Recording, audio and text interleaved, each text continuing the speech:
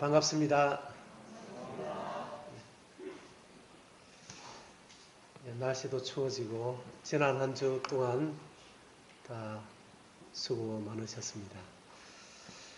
이곳이 우리 본향이 아니기 때문에 참 살기가 쉽지 않죠.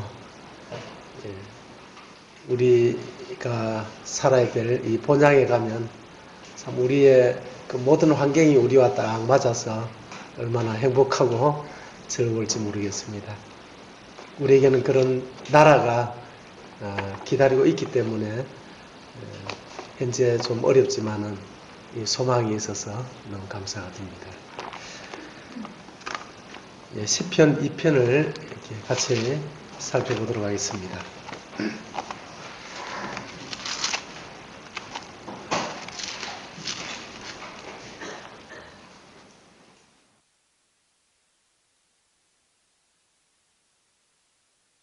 시편 2편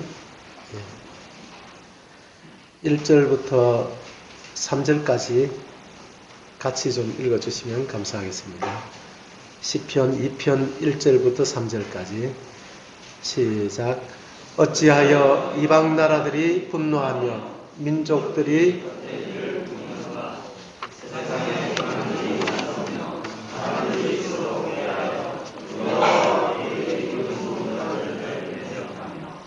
우리가 그들의 맹것을 끊고 그의 결박을 벗어버리자 하는도다.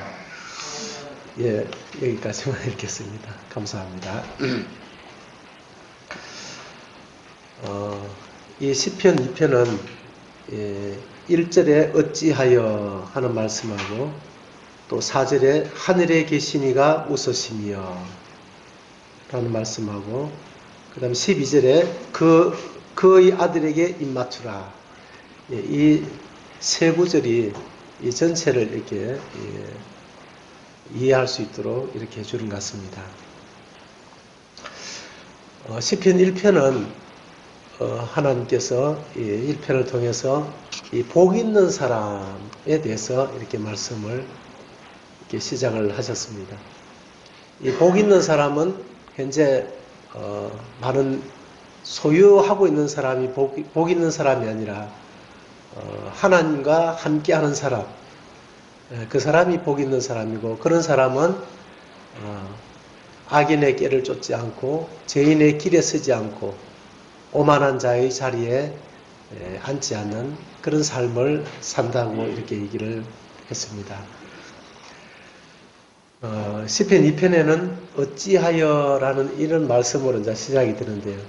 그 내용을 우리가 조금 전에 읽어봤는데, 우리가 살고 있는 이 세상은 그리스도인 편이 아니고 하나님 편이 아니라고 하는 겁니다. 그래서 그리스도인이 이 세상에 이제 살아가기에 적합한 그런 어떤 구조와 환경을 가지고 있지 않다 하는 것을 우리가 알 수가 있습니다. 이 세상은 하나님 없이 자기가 주인 되어서 자기 마음대로 살고 싶은 사람들이 주류를 이루고 있는 그런 세상이다 하는 것을 알 수가 있습니다. 어찌하여 이방 나라들이 분노하며 민족들이 헛된 일을 꾸미는가. 이 분노, 이방 나라들이 분노하고 민족들이 헛된 일을 꾸미고 있다고 이렇게 얘기를 시작하고 있습니다. 그리고 세상에 군왕들이 나서고 관원들이 서로 꾀하여 하나님과 그의 기름 부음 받은 자 그리스도를 대적하는 참 이런 세상이라고 이렇게 말하고 있습니다. 그들이 또 말하기를 우리가 그들의 맹것을 끊고 그의 결박을 벗어버리자. 이 말이 무슨 말입니까? 이 세상의 군왕들까지 나서서 그게 온 세상이 이 하나님을 대적하고 이 하나님이 보내신 예수님, 이 예수님을 주 공격 목표로 이렇게 정하고 온 나라가 거기에 합세를 하는 좀 이런 나라다. 그리고 그 하나님의 이제 주권, 이 하나님의 주권을 벗어버리자. 벗어버리고 내 마음대로 내가 하고 싶은 대로 하자 하는 사람들이 이 세상에는 대부분이라고 하는 것입니다. 그래서 구원받은 이 성도들은 하나님께 속한 소수의 이제 사람으로 이 하나님 앞에 분류되어 있는.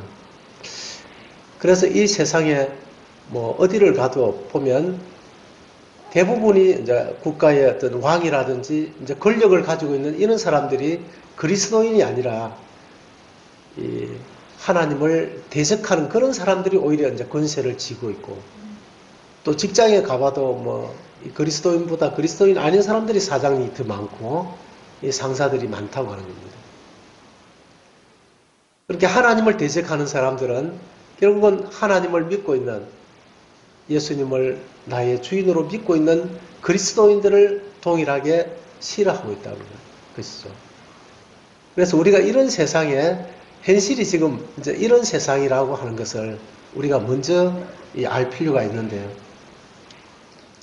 이것을 우리가 알지 못하면, 예수님을 믿는데 왜 내가 이렇게 핍박 속에 살아야 되고, 이 사람들이 직장에 가서도 또 여러 이제 사회 환경들이 왜 그리스도인에게 불리한 이런 모습일까, 이렇게 의문을 이제 가질 수가 있고 또 낙심할 수가 있는데, 원래 이 세상이 그런 세상이라는 것을 우리가 알고 나면 거기에 대해서 대처를 하면 되죠. 그래서 그것을 먼저 아는 것이 중요하다, 이렇게 생각을 합니다. 그 예수님이 오셨을 때도 예수님을 이렇게 십자가에 매다는 그 일을 이제 벌일 때에도 종교 지도자들이 예수님을 고발했죠. 그랬는데 당일에 그 헤롯과 빌라도가 서로 굉장히 사이가 안 좋았거든요. 이 두 사람은 사이가 안 좋았는데 당일에는 서로가 친구가 되더라, 이렇게 말하고 있거든요. 그래서 하나님을 대적하는 일에는 이 세상 사람들이 하나가 되는, 정말 이 어찌하여라고 주님이 말씀을 이제 시작하시는데, 일어나서도 안 되고 일어나서는 안 되는 이런 일들이 이 지상에, 이 땅에 지금 벌어지고 있다. 지금 이것을 우리에게 말해주고 있습니다. 어찌하여 일어나서는 안 되는 일이 벌어지고 있으니까 어찌하여 나라들이 분노하며, 이 하나님께서 이 천지 만물을 창조하셔서 우리 인간을 위해서 모든 환경을 이렇게 조성해 주시고 은혜를 베풀고 계신 그 하나님을 대적하고 있다는 것이 도저히 이해가 되지 않는, 어떻게 자기에게 은혜를 베푸는 그 하나님을, 창조주를 이게 대적할 수 있을까? 이해가 되지 않는 일이거든요. 그런데 그 깊이 이제 마음으로 들어가 보면 이해가 되는데, 그 마음에 자기가 자기 뜻대로 하고 싶은 이 마음 때문에 하나님을 배척하고 있다고 하는 겁니다. 이 세상은 이제 그런 곳이기 때문에 우리가 이 세상에서 이 세상을, 그래서 요한 1서에는 이렇게 또 말하고 있습니다. 요한 1서를 찾아보겠습니다. 요한 1서 2장 15절. 저 뒤쪽으로 넘어가서 요한 1서 2장 15절. 신약성경 389페이지입니다. 신약성경 389페이지. 요한일서 2장 15절. 제가 읽어드리겠습니다. 이 세상이나 세상에 있는 것들을 사랑하지 말라. 이 세상이나 이 세상에 있는 것들을 사랑하지 말라. 누구든지 세상을 사랑하면 아버지의 사랑이 그 안에 있지 아니하니. 이 아버지의 사랑이 그 안에 있지 않다. 이 세상이나 세상에 있는 것들을 사랑하지 말라. 우리가 구원받기 전에는 이 세상을 사랑했고 또 이 세상에 있는 것들을 사랑했지 않습니까? 이 세상에 있는 것들을 우리가 취하기 위해서, 눈에 보이는 것들을 취하기 위해서 우리가 시간을 투자하고 또 내 몸을 들이고 여러 가지를 이제 이렇게 계획하고 이렇게 살았는데, 이 주님께서 이 세상에 있는 것이나 세상에 있는 것들을 사랑하지 말라. 아버지의 사랑이 그 속에 있지 않다. 이렇게 말씀하시고 16절에 보면 이 세상에 있는 모든 것이 이 세상에 있는 것이 그럼 무엇인가? 이 세상에 있는 모든 것이 육신의 정욕과 안목의 정욕과 이생의 자랑이니 다 아버지께로부터 온 것이 아니요 세상으로부터 온 것이라. 이 세상도 그 정욕도 지나가되 오직 하나님의 뜻을 행하는 자는 영원히 거하느니라. 육신의 정욕, 이 정욕, 안목의 정욕, 이생의 자랑, 다 자기 욕심에서 나오는 것들이지 않습니까? 자기를 위해서, 자기 자신을 위한 이러한 것들이 이 세상에 있는 모든 것이다. 그래서 육체의 정욕, 육체의 이 쾌락을 위한 것들. 그래서 이것은 모든 것이 자기 자신을 위하는 것이기 때문에 결국은 죄와 관련이 되어 있습니다. 육체의 쾌락을 따라가도록. 그런 이제 환경이 눈에 보는 것, 뭐 듣는 것, 이런 것들이 다 육체의 쾌락을 따라가도록. 그래서 이 죄 가운데 빠지도록 이렇게 만들어져 있습니다. 시스템들이. 그리고 안목의 정욕.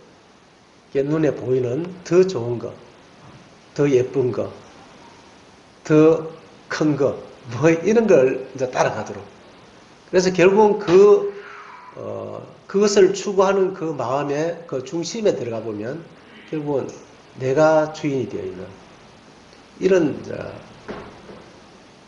이 반역성, 하나님의 이 주권에서 이 독립하려는 이 반역성이 그 속에 이제 숨어 있는 겁니다.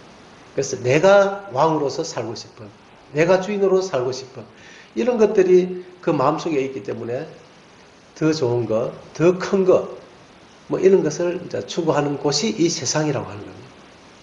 그럼 우리는 예수님과 함께 십자가에 죽을 때에 옛사람이 죽었고, 세상에 대해서 죽었고, 또 죄에 대해서 죽었고, 이 세 가지가 같이 죽었거든. 그래서 우리는 이것에 대해서 죽었기 때문에 이것을 다시 이제 우리가 따라간다면 우리의 마음은 이 평강을 누리지 못한다고 하는 겁니다.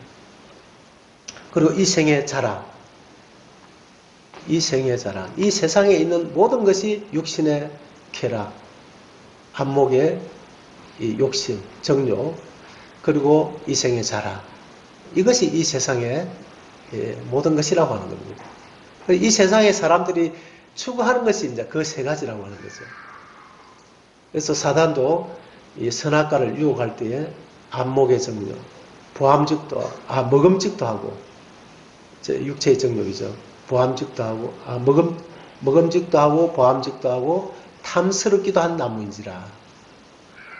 이것이 사단이 하와를 유혹할 때 던졌던 그런 그 유혹이었거든요.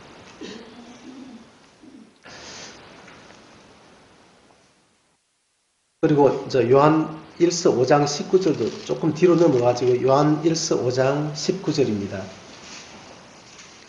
요한 1서 5장 19절 같이 좀 읽어주시면 감사하겠습니다. 시작. 또 아는 것은 우리는 하나님께 속하고 온 세상은 악한 자 안에 처한 것이며, 이 또 아는 것은 우리는 하나님께 속했지만은 온 세상은 악한 자 안에 영향을 받고 있다, 처해 있다. 이제 이것을 우리에게 이렇게 말씀해 주셨습니다. 그래서 우리가 이런 현실을 먼저 이제 정확하게 알고 나면 우리가 이런데 미혹이 되지 않고 또 이런 세상에서 우리가 우리의 정체성을 가지고 우리가 바른 이 믿음의 생활을 해갈 수 있다고 하는 것입니다. 로마서 1장 28절에도 보면 그 마음에 하나님 두기를 싫어하며 하나님께서 그 상실한 마음대로 내어버려두사 합당치 못한 일을 하게 하셨으니 곧 모든 불의, 추악, 탐욕, 악의가 가득한 자요. 이렇게 자기 자신을 위해서, 자기의 이제 육체의 이 정욕을 위해서 살아가는 이제 그런 사람이 되어버렸다고 하는 겁니다. 한마디로 말해서 이 세상은 사실 정말 이 세상에서 내가 진짜 세상에 있는 것들을 위해서 살아야 될 그런 어떤 가치가 있는 그런 세상이 아니다. 이것을 이제 성경은 선언하고 있다고 하는 겁니다. 그리고 이 세상은 결코 하나님 편이 아니고 예수님을 대적하는 그런 세상. 이 하나님의 거룩을 측면으로 지금 전 세계적으로 막 이렇게 대적을 하고 있습니다. 동성연애와 또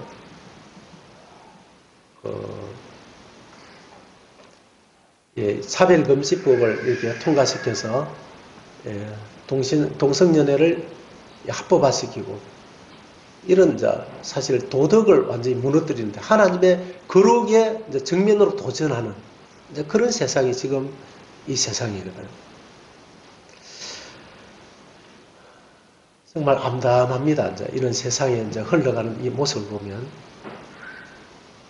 그런데 우리가 이 세상에 뭔가 얻을 것이 있다고 이 세상을 위해서 이 세상에 뭔가 얻을 게 있는가 하고 이렇게 막 시간을 거기에 투자하고 거기에 이렇게 마음을 쓴다면 정말 우리는 실망할 수밖에 없을 것입니다.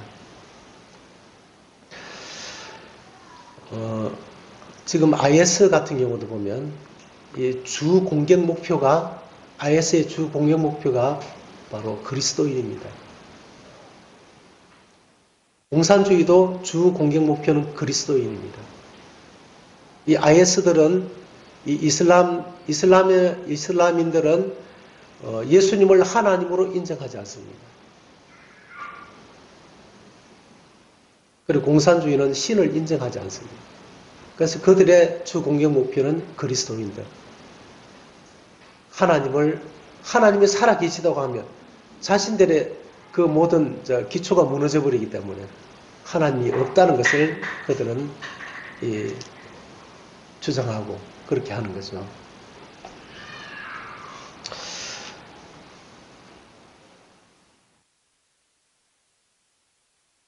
그래서 이 세상은 결코 그리스도인의 편이 아니다 하는 것을 우리가 먼저 이게 이해하는 것이 정말 중요하다고 생각이 들었습니다.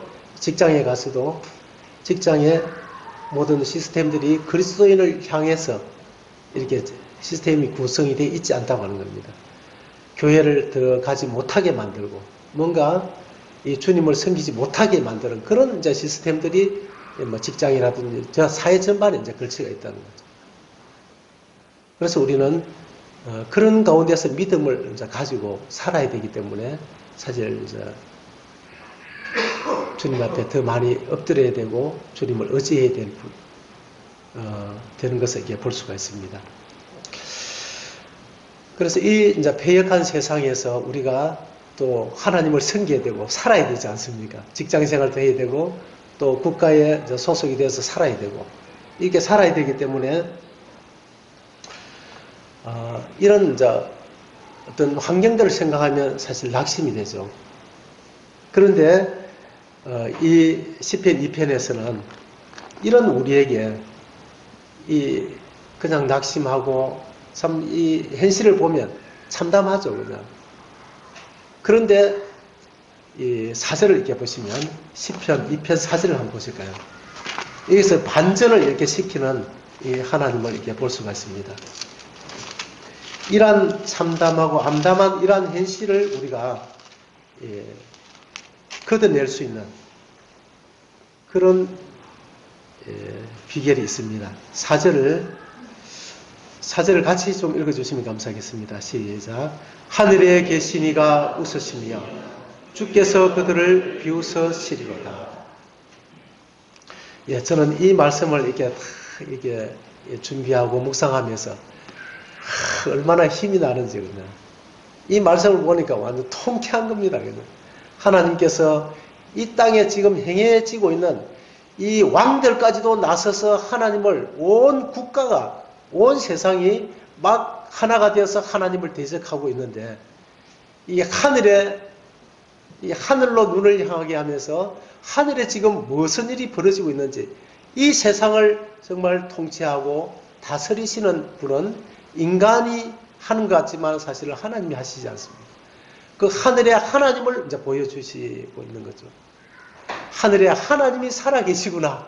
이 하늘로 우리의 눈을 향하게 하면서 하늘에 계신 이가 웃으시며, 이 하늘에 하나님이 살아계셨구나. 이것을 우리에게 상기시켜주고 계시거든요. 그리고 하늘에서 그 하늘에 계신 이가 누굽니까?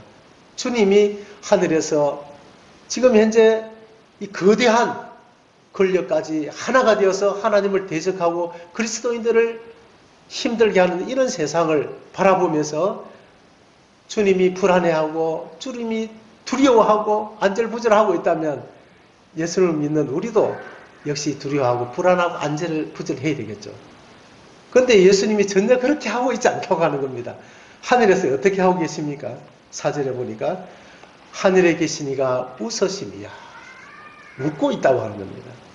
저는 이 모습을 보면서 우리는 힘들다고 암담하다고 이렇게 생각하는데 주님은 그 하늘에서 이것을 내려다보면서 웃고 계시다고 하는 겁니다. 그들이 아무리 큰 권세를 가지고 아무리 큰 세력을 가지고 하나님을 대적하고 그리스도인들을 핍박할지라도 이 주님이 웃고 계시다면 이게 걱정할 게 없는 거죠. 주님이 정말 왜 웃고 계시겠습니까? 어찌하여 정말 일어날 수 없는 일이 일어나고 있다고 하는 겁니다. 그래서 주님이 주께서 저희를 비웃으시리로다. 그들이 아무리 그 세력을 모은다 할지라도 주님은 그 주님의 콧김에 그들이 다 날아가 버릴 수 있는 그런 능력을 가지신 분이 주님이 아니십니까? 이 주님은 우리의 눈을 이 하늘로 향하게 하시고 주님이 웃고 계신 이 모습을 우리에게 지금 상기시켜주고 이 하늘에 지금 주님이 계시다는 것, 그리고 주님이 웃고 계시다는 이 사실을 우리에게 기억하기를 주님이 원하시고 계시다고 합니다.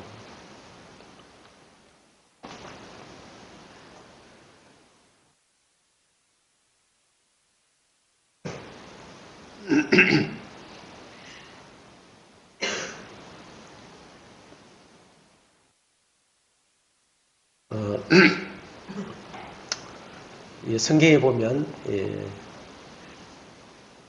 이 하늘을 열어서 이렇게 보여준 그런 내용들이 여러 곳에 있습니다. 열왕기하 6장 14절에서 17절에 보면 그 아람 군대가 엘리사의 집을 이렇게 군대가 엘리사의 집을 포위를 했습니다. 그때에 이 엘리사의 종이 이제 아침에 자고 나서 아침에 이제 밖에 나갔다가 보니까 그냥 군대가 자기 그 집을 확 이렇게 에워싸고 있었거든요. 포위를 하고 있는 것을 봤습니다. 그걸 보고는 막 혼비백산해서 뛰어 들어와가지고는 선생님 큰일 났습니다. 지금 군대가 지금 집을 다 에워싸서 지금 포위를 해가 있습니다. 이제 우리가 죽었습니다. 하고 막 가슴이 철렁 내려앉아서 막 눈이 동그래가지고 막 그냥 큰일 났다고만 난리였습니다. 같은 환경을 이제 보는데도 이 엘리사가 보는 눈하고 엘리사의 종이 보는 눈하고 달랐다고 하는 겁니다. 우리도 이 땅을 살아가면서 우리가 이 땅만 쳐다보면 진짜 암담하고 참 낙심이 되지만은 우리의 눈을 들어서 이 세상을 다스리고 계신 이 우리의 주인 되신 주님을 이렇게 탁 바라보면 사실 이 문제가 아무것도 아니거든요. 근데 고개를 들어서 이 주님을 바라보는 이 마음이 참 그것이 어렵다고 하는 겁니다. 그냥 환경에 그냥 막 완전히 지배당해가지고 그냥 거기에 그냥 하루 종일 고개를 조금 들어서 위를 한번 쳐다보면 이 문제가 그냥 이 마음이 시원해질 것인데 그게 잘 안 된다고 하는 겁니다. 그래서 이 시편 2편을 통해서 주님이 우리가 살아가면서 가끔씩 고개를 들으라는, 고개를 들어서 위에 계신 주님, 나의 주인이 지금 어떻게 하고 계신지 그 주님을 바라보라고 하는 거죠. 이 게하시의 이 종이 그렇게 했을 때에 이 게하시는 엘리사는 게하시가 아니고 엘리사는 이 하나님께 기도했습니다. 하나님, 그의 눈을 열어서 좀 보게 해주십시오. 이렇게 얘기를 했거든요.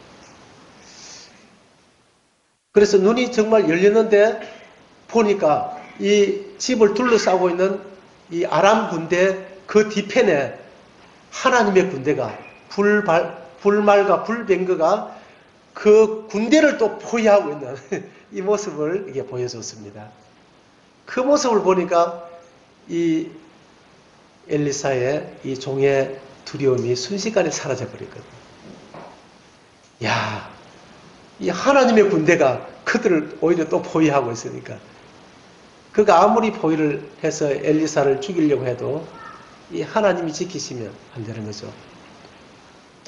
그래서 시편 127편에도 보면 여호와께서 집을 지키지 아니하시면 여호와께서 집을 세우지 아니하시면 세우는 자의 수고가 되고 여호와께서 성을 지키지 아니하시면 파수꾼의 경성함이 헛사로다.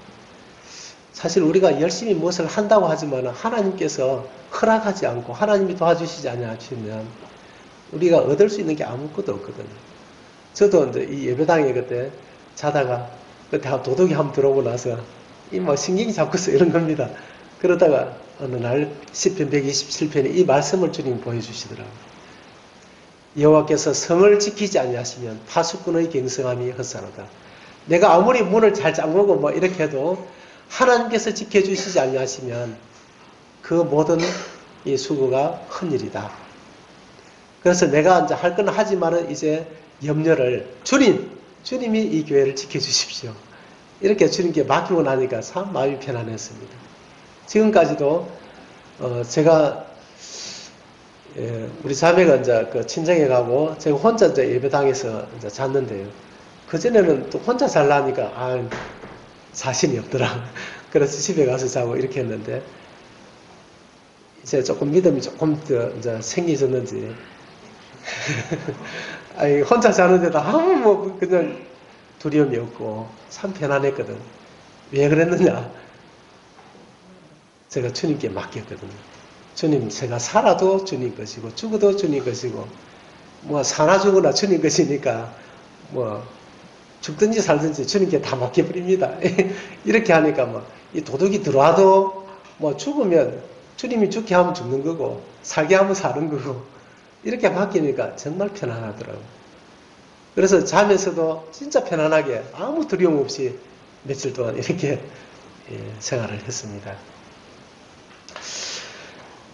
정말 우리는 우리 천지 만물을 창조하신 전능하신 하나님이 죽었다가 다시 또 살아나셔서 지금 하늘 보좌 우편에 앉아 살아계신 분이잖아요.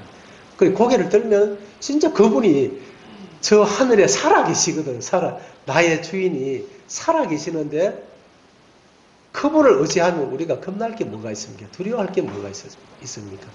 또 불안해할 게 뭐가 있겠습니까? 이 엘리사의 이 종이 눈을 열어서 딱 보니까 그냥 두려움이 사라져 버렸거든요.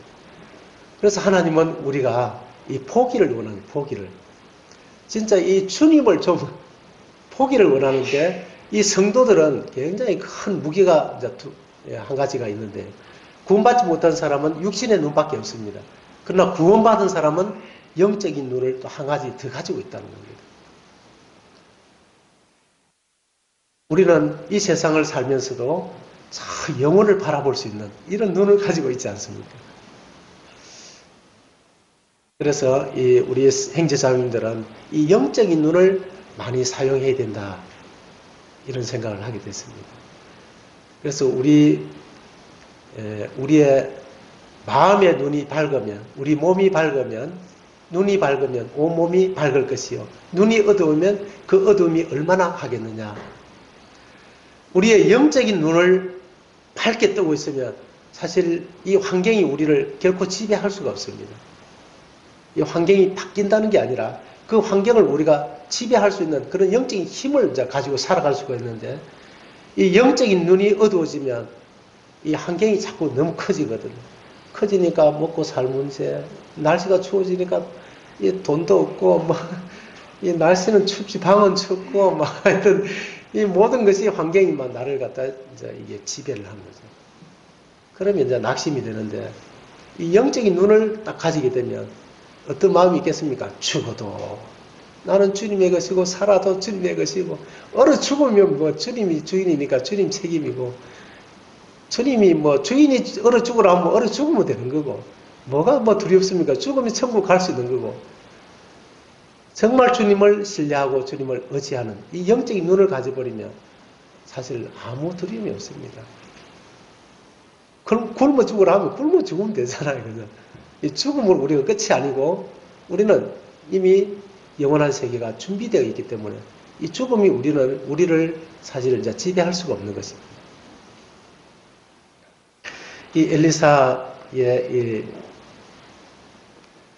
이 종은 이 영적인 눈을 딱 가지고 보는 순간 그 모든 두려움이 해방이 됐거든요. 그래서 우리가 이런 엘리사의 그 종처럼 이 영적인 눈을 항상 뜨고 이제 살자 하는 것입니다. 그리고 이 주님을 우리가 생각하면, 우리 주님이 우리를 얼마나 사랑하시는지 형제자매님 다 아시죠? 예, 주님이 우리를 사랑하는데, 그럼 우리도 주님을 사랑해야 되지 않습니까? 주님만 일방적으로 우리를 사랑하고 나는 그냥 주님 사랑만 계속 받고 그렇게 할 수는 없지 않습니까? 아내가 나를 사랑하면 나도 아내를 사랑하고, 또 내가 자식을 사랑하면 자식도 부모를 사랑하고, 이런 것이 주고받고 했을 때 그게 아름답지 않습니까? 또 형제자매님들도 내가 형제자매님을 사랑하면 형제자매님들도 나를 사랑하고, 이 사랑이 왔다 갔다 이렇게 하는 게 그게 이제 정상이지 않습니까? 그러니까 주님은 우리를 일방적으로 진짜 자기 생명까지도 아낌없이 내어주면서 우리를 사랑하고 계시는데, 우리가 정말 주님을 사랑하는지 한번 생각해 보십시오. 이 주님은 우리와 자신과 우리를 동일시하고 있다고 하는 겁니다. 그 스데반이 이 돌에 맞아서 이제 순교하기 직전에 이 하늘이 열리고 하나님께서, 주님이 하나님 보좌 우편에 서신 것을 보노라 이렇게 얘기를 했거든요. 저는 그것을 보면서 굉장히 감동이 됐습니다. 주님이 내가 힘들어하고 고통당하고 내가 괴로워할 때에 주님은 가만히 있는 게 아니고 주님이 그 괴로움을 함께하고 계시다는 겁니다. 내가 만약에 이 핍박을 받을 때에, 내가 만약에 진짜 고통을 당할 때에 주님은 그것을 자기도 같이 느끼고 있다는 겁니다. 그분이 주님이거든요. 우리의 주님. 진짜 주님은 큰 능력이 커서 우리가 가까이 가기에 너무 먼 그런 분이 아니라 정말 나와 하나가 되어서 내 안에 주인으로 지금도 이렇게 살아계시면서 내가 당하는 그 모든 과정들을 주님이 함께 고통하면서 함께 체휼한다고 얘기하셨습니다. 체휼. 함께 느낀다는 겁니다. 그 스데반이 고통당할 때 주님은 그 보좌에서 주님이 가만히 앉아 있을 수가 없었다고 하는 겁니다. 그냥 그 보좌에 앉아서 그 스데반과 통일한 그런 감정을 가지고 일어나신 것입니다. 일어나서 그것을 쳐다보고 계셨습니다. 또 사도 바울이 다메섹으로 그리스도인을 잡으러 갔을 때에 사울아 사울아 네가 왜 나를 핍박하느냐. 주님은 성도들을 동일시 여기셨습니다. 주님은 내가 지금 겪고 있는, 내가 고통하고 있는 이런 모든 것들을 주님은 같이 느끼고 있다는 거예요. 그분이 나의 주인이라고 하는 사실을 우리가 늘 기억했으면 좋겠습니다. 또 이 주님이 이게 이 사도 바울을 셋째 하늘로 이제 이끌어 가셔가지고 고린도후서 12장에 보면 셋째 하늘로 이끌어 가셔서 사람에게 가히 이룰 수 없는 그런 말을 이렇게 보고 듣게 하셨는데, 사도 바울은 그 낙원의 그 영광을 이렇게 보고 돌아왔습니다. 돌아와서는 사람에게 말할 수 없는, 사람에게 가히 이룰 수 없는 그런 것을 들었다고 했습니다. 들었고 또 그것을 봤겠죠. 그리고는 이 사도 바울의 이 마음에는 큰 변화가 일어났습니다. 빌립보서에 보면, 빌립보서를 한번 찾아보겠습니다. 빌립보서, 이 고린도후서는 빌립보서보다 훨씬 이전에 이게 쓰여졌습니다. 이 빌립보서는 이 셋째 하늘에 가고 나서 그 이후에 이렇게 기록된 그런 편지입니다.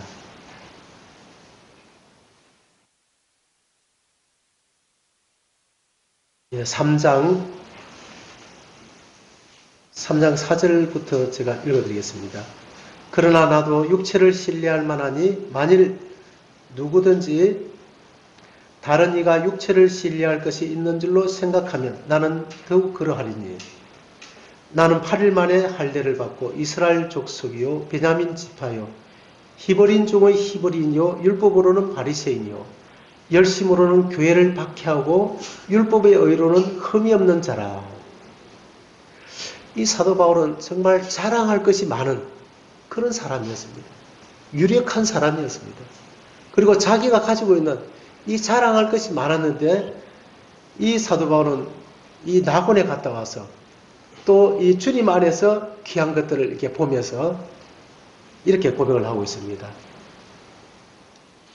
7절에 보면, 그러나 무엇이든지 내게 유익하던 것을 내가 그리스도를 위하여 다 해로 여길 뿐더러, 내게 유익하던, 나에게 자랑이 될 만한 이런 모든 것들을 이 사도 바울은 이제 이 생각이 바뀌어졌다고 하는 겁니다. 나에게, 내 자신에게 영광이 돌려질 수 있는, 내 자신에게 자랑이 될 만한 이런 모든 것들에 대한 이 가치관이 달라졌다고 하는 겁니다. 뭐라고 얘기하느냐 하면, 내게 유익하던 것을 내가 그리스도를 위하여 다 해로 여길 뿐더러, 이것을 이제 그리스도를 위해서는 그것이 해가 된다는 것을 이제 알았던 것입니다. 나에게 자랑이 될 만한 이런 것들이 내가 영광을 받아버리니까 이것이 오히려 그리스도를 위하는 데는 해가 된다는 겁니다. 해로 여길 뿐더러 또한 모든 것을 할지니, 또한 모든 것을 해로 여김은 내 주 그리스도 예수를 아는 지식이 가장 고상하기 때문이라. 내가 그를 위하여 모든 것을 잃어버리고 배설물로 여김은 그리스도를 얻고 그 안에서 발견되려 함이니, 내가 가진 의는 율법에서 난 것이 아니요 오직 그리스도를 믿음으로 말미암은 것이니 곧 믿음으로 하나님께로부터 난 의라. 이 그리스도를 위해서는 이것이 해가 되고, 그래서 이것을 배설물로 여겼다, 이렇게 이제 얘기를 고백을 하고 있는 것입니다. 참 이 영적인 것을 이렇게 보게 되면 우리의 삶이, 생각이 바뀌어지는 것을 이렇게 볼 수가 있습니다. 영적인 것을 우리가 볼 수 있는 눈을 하나님이 우리에게 주셨는데, 그것을 보지 못하면 이 세상이 자꾸 커지고 나를 자랑하게 되고 나를 높이게 되고 내가 영광을 받게 되고 이렇게 되는데, 영적인 것을 이렇게 보고 주님을 보고 하늘을 보면 이제 생각이 이제 바로 돌아온다고 하는 겁니다. 오직 주님을 높이고 주님을 위해서, 내 안에 계신 예수님을 위해서 내가 폭이 되고, 날마다 내가 폭이 되고 내 안에 계신 주님이 높임과 존귀와 영광을 받으시는 이제 그런 삶으로 우리가 변화되는 것을 볼 수가 있습니다.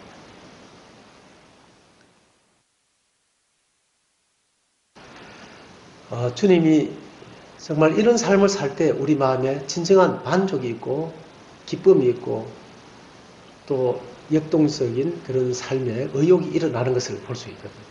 내가 영광을 받아버리면 그것은 한순간입니다. 순간이지만은 그것은 나를 병들게 하는 것이고, 나를 교만하게 만들 것이고, 나를 넘어지게 만드는 것이거든요.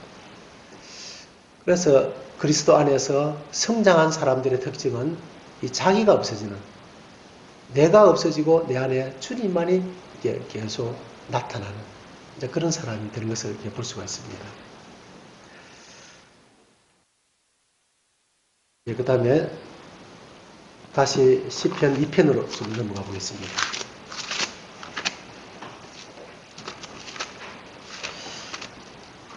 이제 형제자매님들이 이렇게 사시면서 자꾸 땅만 쳐다보지 마시고 이제 일하다가 막 짜증나고 답답하면 탁 고개를 한번 들어보십시오.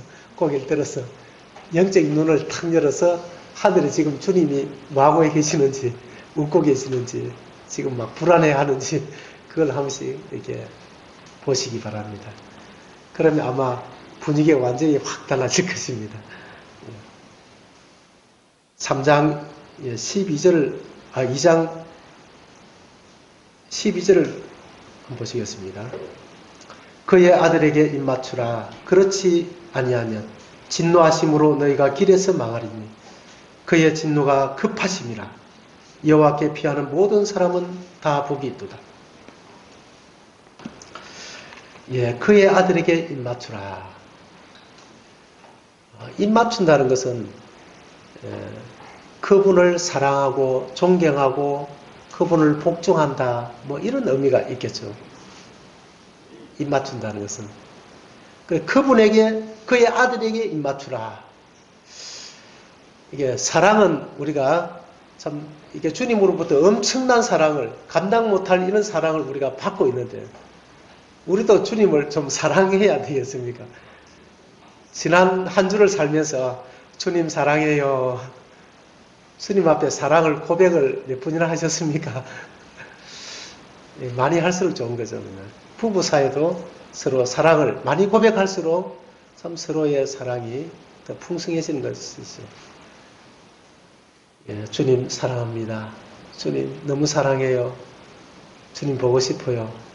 뭐 이런 이 이야기들을 이렇게 자주 할 수 있다면 참 행복한 사람인데 그냥 주님 이거 해주세요, 저거 해주세요, 뭐 이것도 어렵습니다, 저것도 어렵습니다. 맨날 이렇게 투정만 하는 이런 사람이 아니라 주님 자신을 우리가 즐거워하고 기뻐하는 이런 사람이 얼마나 좋겠습니까?